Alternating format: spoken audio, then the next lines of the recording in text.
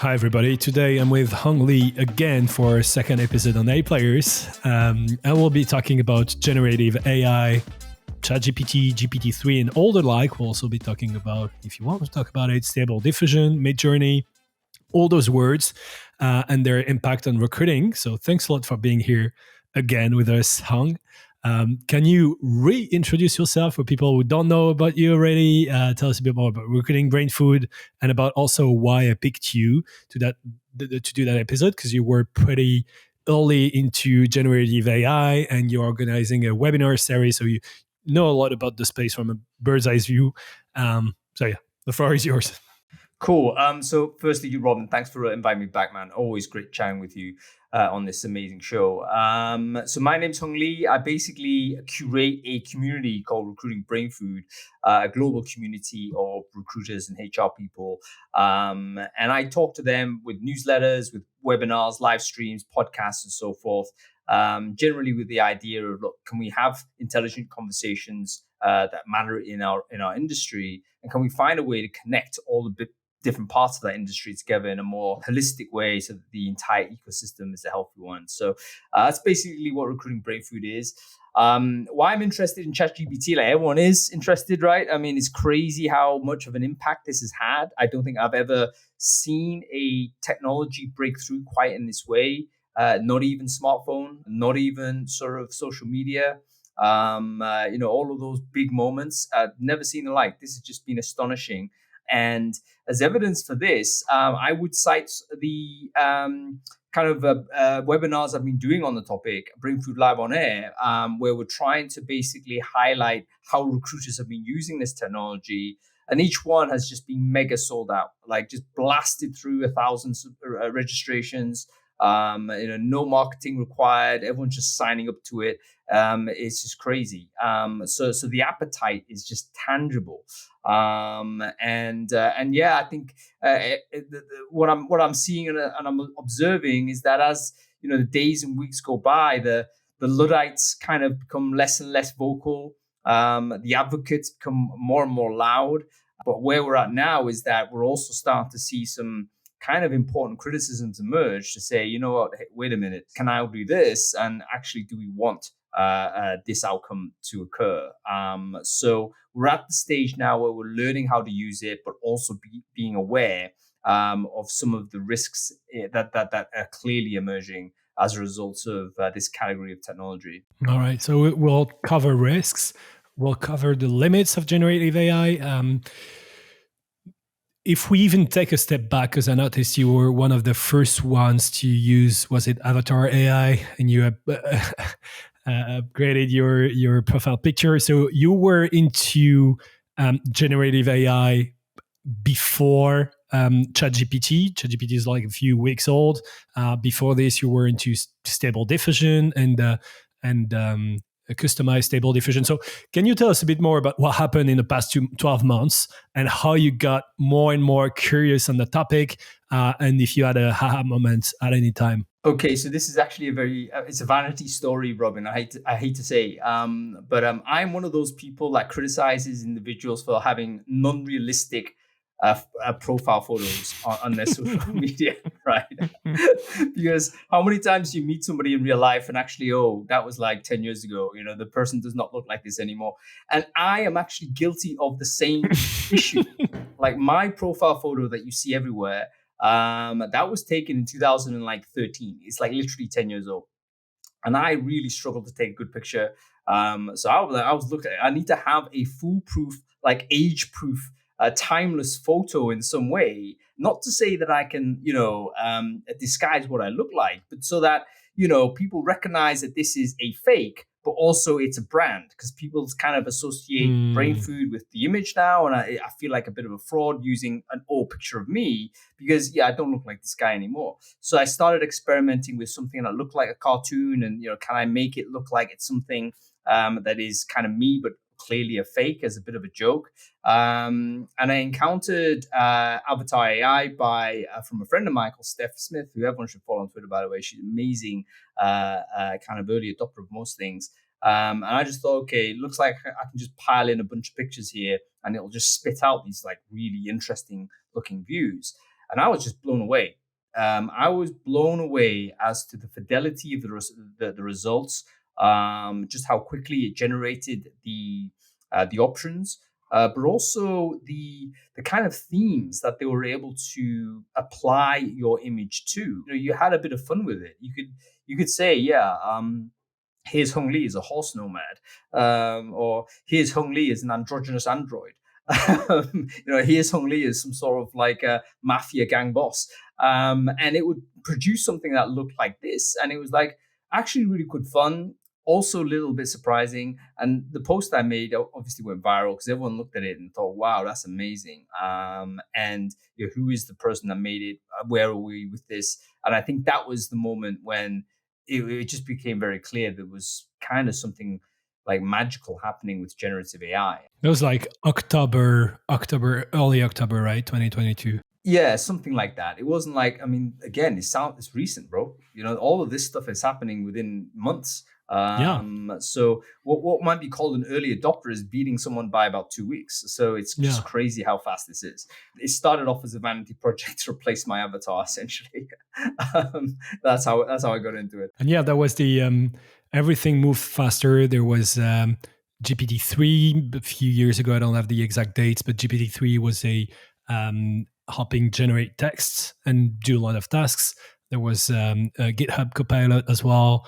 And then more and more Stable Diffusion, Midjourney helping generate pictures, OpenAI, what's it called again? OpenAI's DALL-E to generate pictures as well. So more and more to generate pictures. And now one of the biggest the most impacting technology was ChatGPT, basically using some pieces that already existed, but made it much more user-friendly in the form of a chat that kept the history of what happened. And now ChatGPT is embedded into Bing, and there is more happening with Google launching Bard. So there is a lot happening in the space. And that's also the reason why I don't want to be talking only about ChatGPT, because I want that episode to remain up to date in a few months. And we're not even sure that ChatGPT will still be here. So basically, generative AI is the ability to generate pictures, texts from prompts Video, and music. rules. Videos, music. Yeah, absolutely.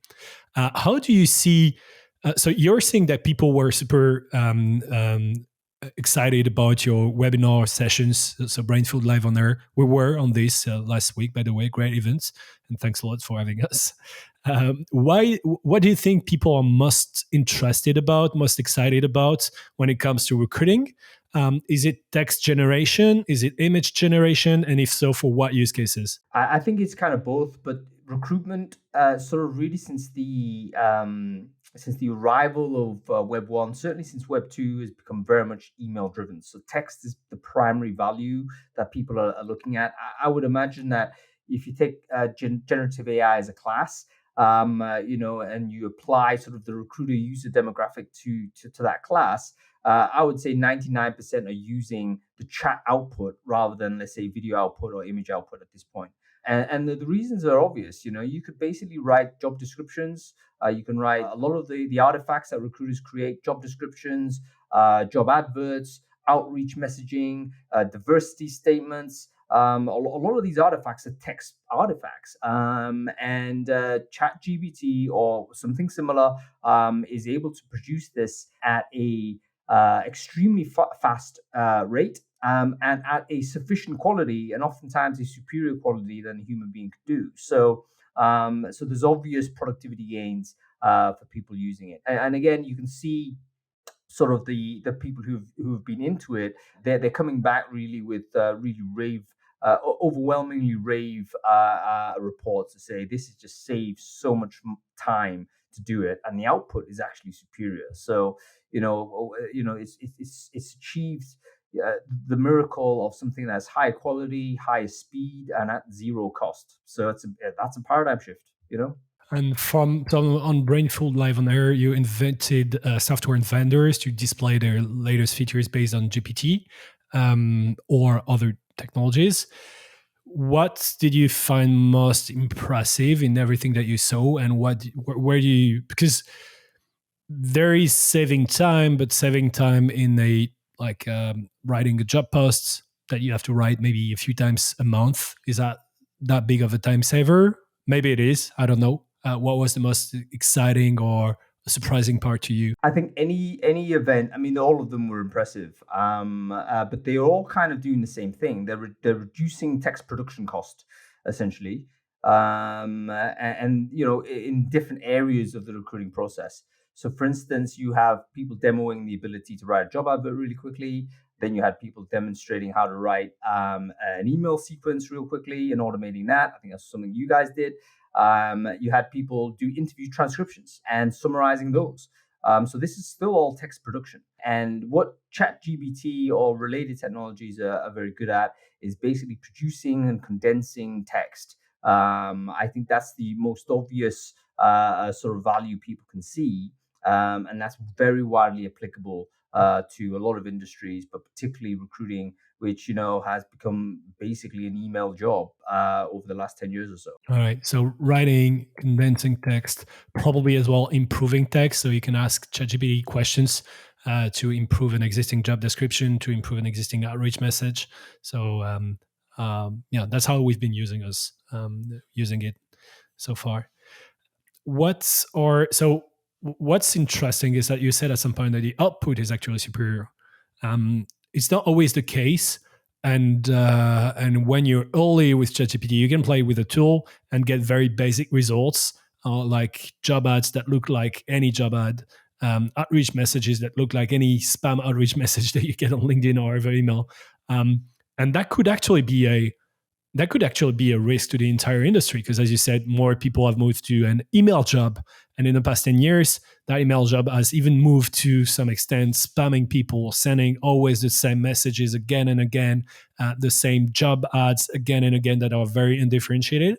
So how do you get that superior output, and how to make sure that ChatGPT is not another bullet in the body of personalization and a careful company relationship with candidates? Yeah, I don't think you can. So one of the one of the predictions I made actually. So I made a predictions post at the start of the year, and obviously ChatGPT was part of it. One of the predictions I made, which I think I'm very confident on, is that basically the level of quality of email outreach is going to improve because generally speaking, the machine can actually do it better, or at least it can take your handwritten stuff and improve it. But then, which will lead to an increase of engagement from the candidate base, but then there'll be a collapse of engagement because of the overwhelming tsunami of very good spam that is now being produced. So I think what will happen is the quality of spam will actually improve objectively, right? It will be better messaging objectively, easier to read, shorter sentences, all that classic stuff will be there. But the candidates will ultimately recognize or begin to doubt whether this is actually generated by a AI or by a human being. And I believe they'll just switch off completely. There'll be a collapse of open rate because people will say, you know what, I can't trust anything that's coming into that inbox anymore. How do I know that this is a hand typed by Robin, or is it something that Robin's minion has, pumped into a system to say, please make sure this is personalized to everyone on this list? I don't know, so I'm not going to bother. And we'll have this engagement. We'll have an engagement crisis following the surge of spam tsunami. How we deal with that is going to be obviously a recruitment challenge. I do believe that things like video is going to be more difficult to deep fake. I mean, you can do it, but the barrier to entry is still going to be a practical one. It's going to be much harder to do, probably more expensive to do at some point. These generative tools cost money. Right now, it's being subsidized for companies looking to grow, but every time you get a prompt of ChatGPT, it's costing OpenAI some cash. Now, ultimately, they're going to want to recoup that. Say video is going to be even more compute cost. So ultimately, you pay for this. So the spam level will go down once the paywalls come in, and then I guess we're going to be sort of more parsimonious with our messaging because it's costing us money. It's like the old Chris Rock joke, right? I don't know whether you're familiar with this. When obviously our friends in the US have a gun crime issue, and Chris Rock, very famous skit, his solution to it was, make the bullets more expensive. Like we can't ban the guns. Obviously, that's not happening. But if every bullet costs $10,000, like people are not going to be spraying away with this. They're going to be making sure one shot does it. So without being macabre, but I think the same mechanic will work with outreach. So right now we have been habituated to be able to send any email effectively for free. And I can send you an email for free. I can send a million emails more or less for free. But the free era is coming to an end. And I believe that's happening. You see paywalls everywhere. The ad-supported internet's going to go away. The reason why you can send email for free is because the companies that hold that email actually make their money through ads. Or if they're not making money through ads, you're going to have to subscribe. And there'll be an outreach per user on that account to say, you know what, you probably send 100 emails for free this month, but anything over that, it'll be throttled at that number. And that will basically bring us back down to say to increase the trust level, because this guy's actually paid money to message me.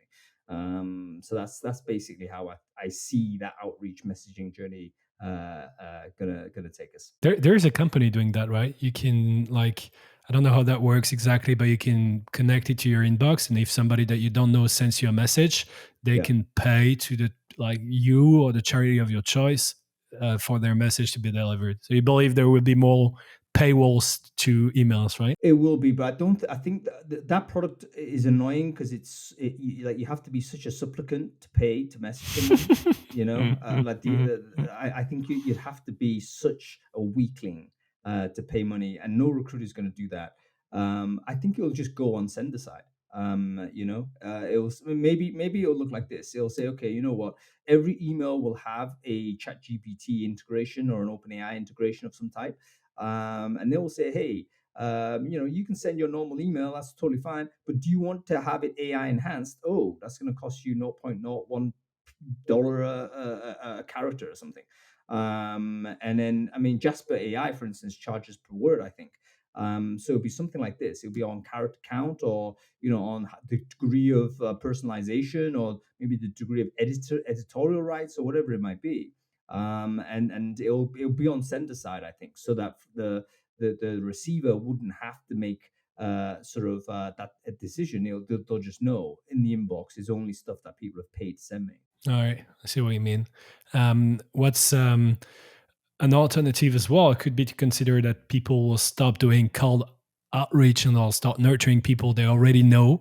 And so it won't be so much about, like, again, trying to automate more and send more messages, but instead say, hey, let's just get those people that are interesting to our company and nurture them over time, because that's something that can be faked, right? If you send you an email in January and then re-engage you in June and then again in December, that's unbeatable. Nobody can, like, send messages in the past for now. This is where things like email newsletters have become a massive thing, right? Yeah. Because it's the entire idea that this person has given consent for you to send that message, and that is on the proviso that that message is going to be welcome, and you want that engagement, you want that thing. So I think all companies will certainly look to increase their audience. So I forget who said, maybe Andreessen tends to coin this, or maybe it was it'll be some billionaire in the US, but he said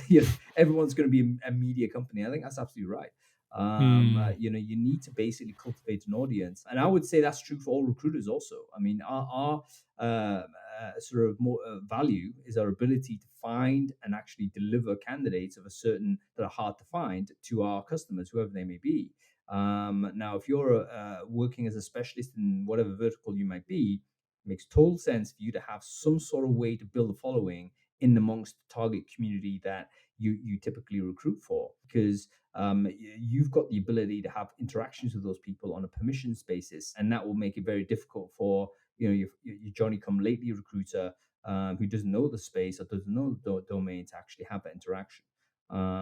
So yeah, I think audience building is one way around this.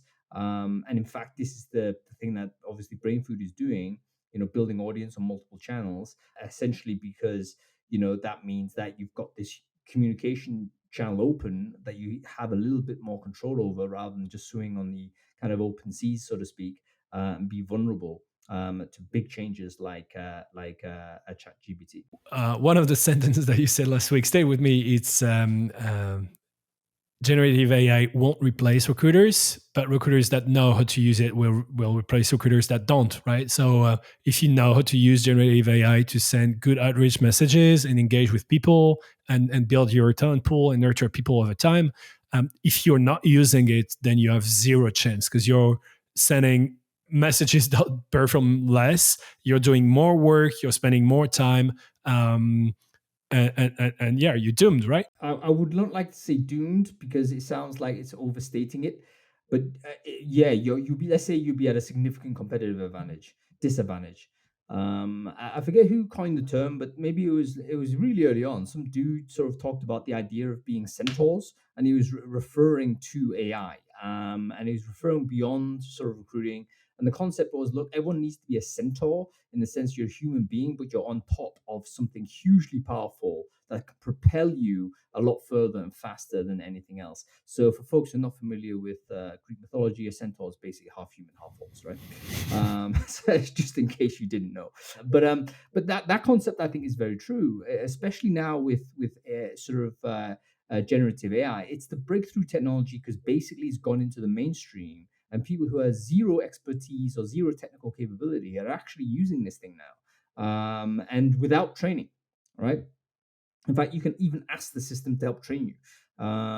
So it's one of these that you don't need to go on a course, you don't need to Udemy it, you don't need to do anything. You just fire it up and start talking to it, and it will guide you into what you need to do. So having skills in this, I think, will make a huge difference to your personal productivity. Having skills in generative AI, I think, will increase your personal productivity. And what that means is that your capability of delivering value to your employer or to your client is significantly increased. I would be very surprised right now if you're a CEO of a business, and you're not reviewing your projected headcount specifically with the proviso of what ChatGPT or generative AI may potentially mean for workforce productivity. So, in other words, you might be saying, you know what? I told this department that they can work and deliver this number at 30% less headcount than last year. Maybe they can do it with 50% less headcount this year. Let's try. And there will be some organizations that could, in fact, do this because you look at the productivity gains from a single individual using these generative technologies. There's no question that it's at least 50% increase of productivity, if not more so. We're talking really in multiples. So yes, I think that if you're highly skilled in a number of things, just an example, you're skilled in image generation, video generation, music generation, audio generation, text generation, you basically got a media arm. One person could potentially become a recruitment marketing function purely as that one person. Maybe that used to be 5 people. So yeah, we need to get good at this. There is so earlier in the discussion you mentioned risks. What are the risks? How do we mitigate them? Yeah, there's loads, man. I mean, I made a brief post on this on one of the newsletters, just the spitballing stuff that you've encountered. But so it's worth me just listing them real quick. Firstly, generative AI can generate falsehoods. It's very important to know that it's trained on a bunch of data that may itself be false, but it also makes inferences on data that might be true and still come out with falsehoods.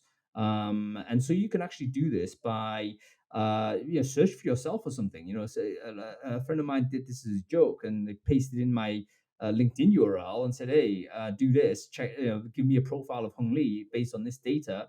And they came out with stuff that was 80% correct, but they definitely came out with stuff that was totally incorrect. You confused my first name, second name, etc.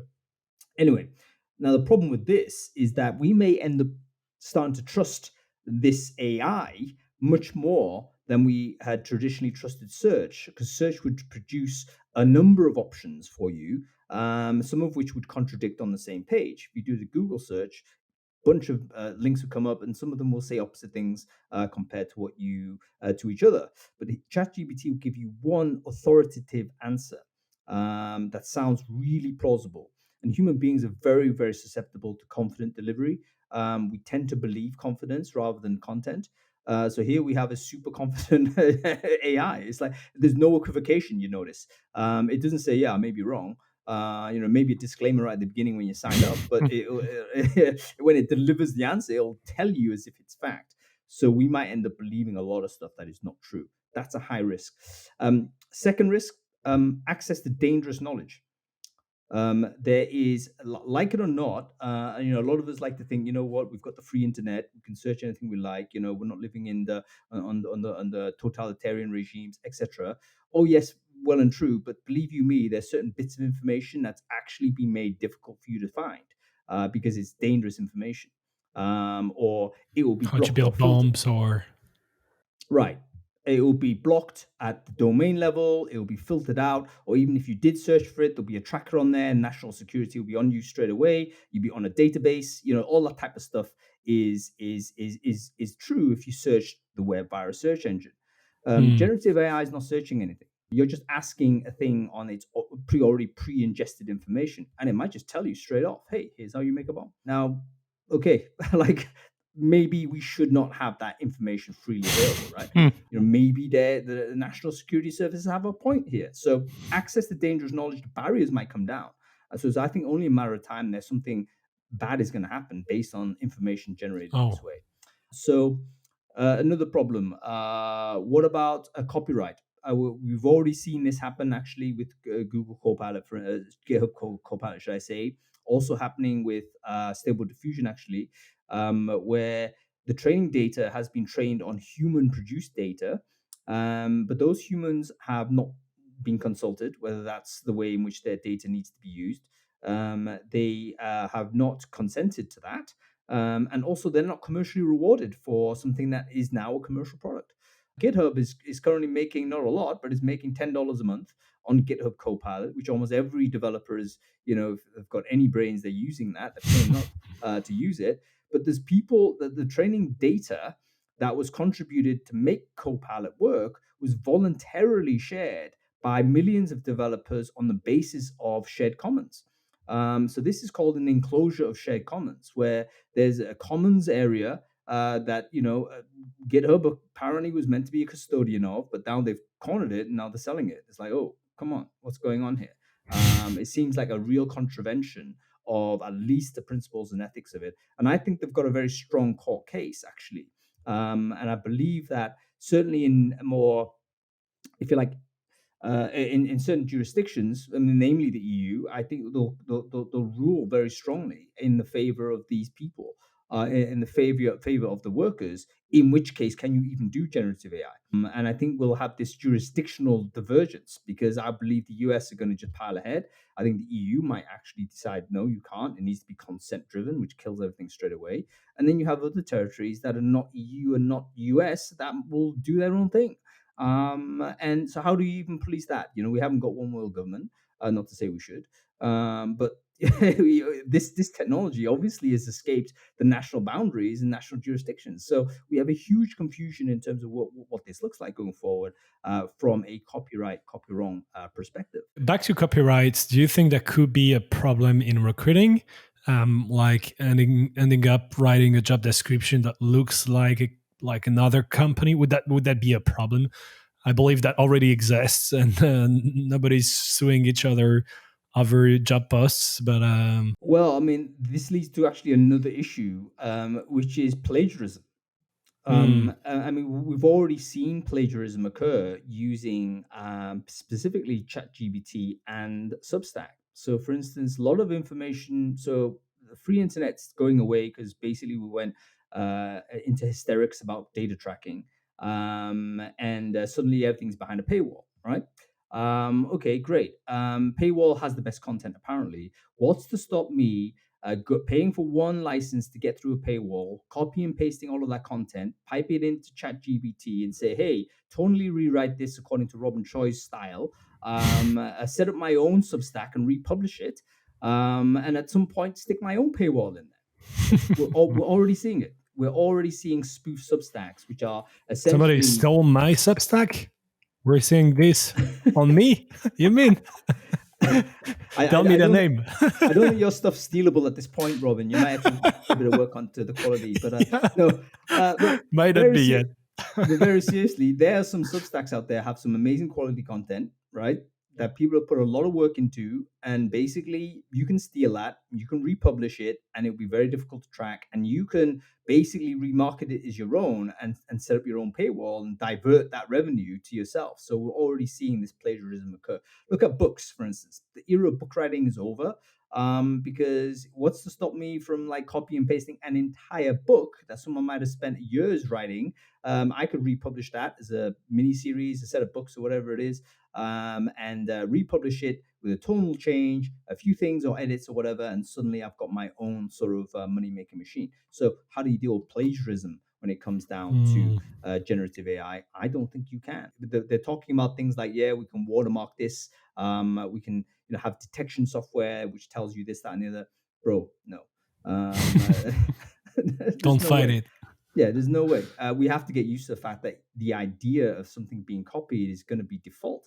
What's interesting though is that that type of content that we're doing now, so recording an episode live with video, with the sound, that couldn't be like somebody's trying to duplicate my Substack would basically be doing podcasts of me with other Honglis. Wouldn't make sense, right? So this type of content, we kind of start touching on the places where we can still, as human, have a competitive advantage over generative AI, but we also have uh, to increase our game, right? Well, you're exactly right. I think the live stuff that human beings do is going to be the default way we trust information, because we can't trust written data.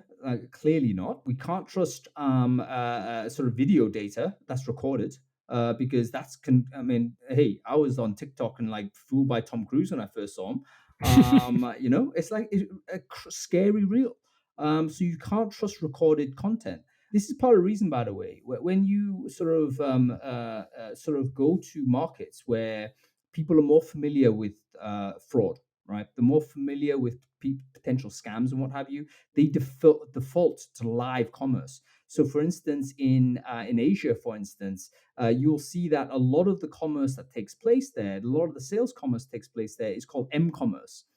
Basically, some person live streaming in front of you, showing you the product in use, right? It's not a product written up. It's not screenshots of the thing. It's literally someone opening a box and saying, "Look, here's how it works." Boom, boom, That boom, boom, exists. boom. That exists. It's live streamed. It's really there, and you trust it because you know what? It's a better trust signal than actually anything else that's static and asynchronous.